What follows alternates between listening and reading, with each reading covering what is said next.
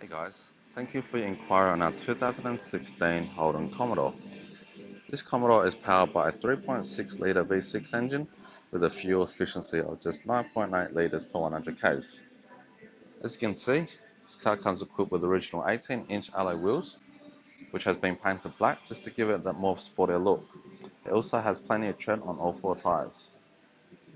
At the back here, you can see that this car comes with front and rear parking sensors, just so you can get into those tight spaces a lot more easier.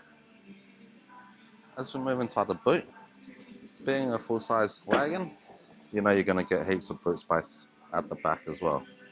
If you ever need more space, the two back seats do fold down. The car also comes with this cargo blind, just so you can hide all your private belongings away from other people.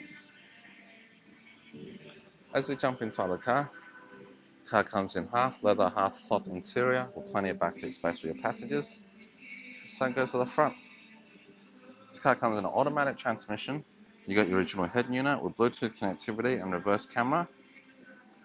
This car has travelled a low 92,000 kilometers on the clock. It is also a push button start. It comes with 2 set of keys and a 4 set of books.